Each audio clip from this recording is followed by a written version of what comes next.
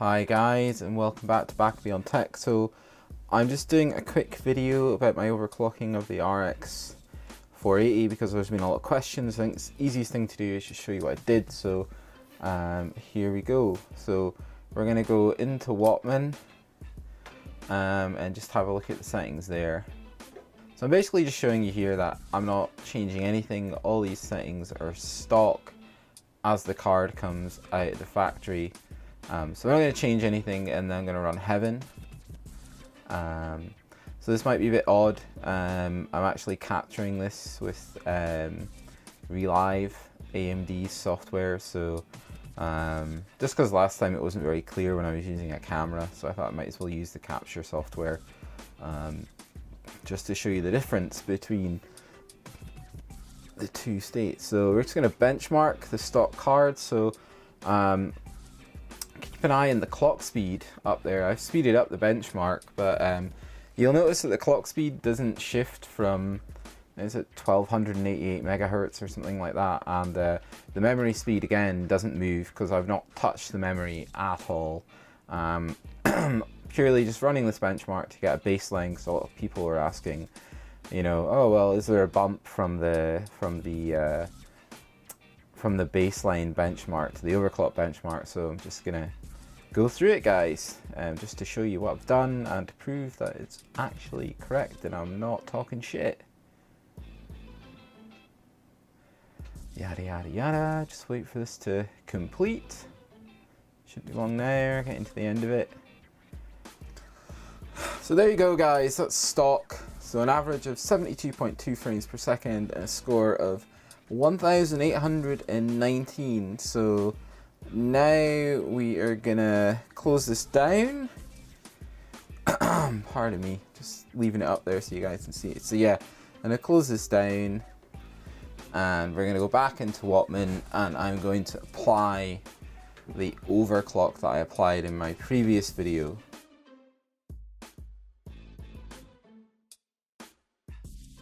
So here we go, we're back in Wattman.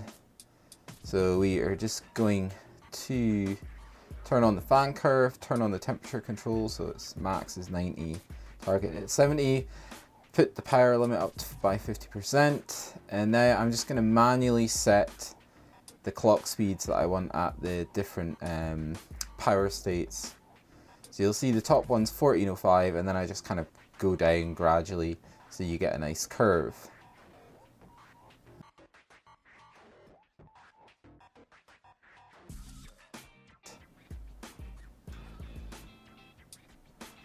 So there we go, that's that done. And you will notice I haven't touched the memory or the voltages. The memory is left at stock, the voltages are left at auto. Like I say, the power limit's gone up, and I've set a temperature target and a fan curve. Hit apply, so that should be that done. Close it down, back into Heaven. Let's wait for it to load. The screen goes blank for some reason when it's loading it. It must be something to do with NVIDIA, AMD's capture software. So here we go. So take note that the memory clock has not changed. However, the core clock has gone up to 1405 megahertz, and keep watching that because that doesn't change at all throughout the benchmark, guys. So there you go. Yes, you can overclock your RX 480, and this is a GTR by XFX, simply by just fiddling about with the pardon me, with the clock speeds. You do not have to mess around with the memory, you don't have to mess around with the voltage, you can leave that all to auto. I would advise that you put the power setting up by 50% so the card can pull as much power as it wants, and also set some form of thermal target. So my maximum was 90 and the target I wanted to keep the card at was 70, just to stop it throttling. It might make it a bit loud, but you know, if it's in a case it shouldn't really bother you. But let's have a look at the results. There you go. So FPS has gone up by 4 from 72, and the score has gone up by, I don't know, must be just under 1,000 or something, or probably less than that actually.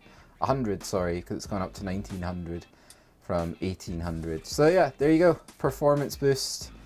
And it just shows how easy it is to overclock on Wattman. So This is just to answer all the questions I was getting on the video and in emails and things about, you know, I hadn't shown my settings and things like that. And I think a lot of people just didn't think you could get that much of a bump in the core clock without touching the voltages or overclocking the memory. Sure, you can touch the voltages and overclock the memory if you want to, and you'll probably get a little bit more performance out of it, but this video just shows you how easy it is to overclock in Wattman. And you know, I mean, literally this was, you know, that overclock took me 5 minutes after work tonight once I got some other issues sorted out. So there you go, guys. I hope you liked the video. If you liked the video, give it a big thumbs up. If you didn't like it, give it a big thumbs down. But I hope you'll consider subscribing if you're new to the channel, and I will get back to what I was doing and I'll get that video out to you probably at the end of the week, guys. So take it easy and keep it real. Bye.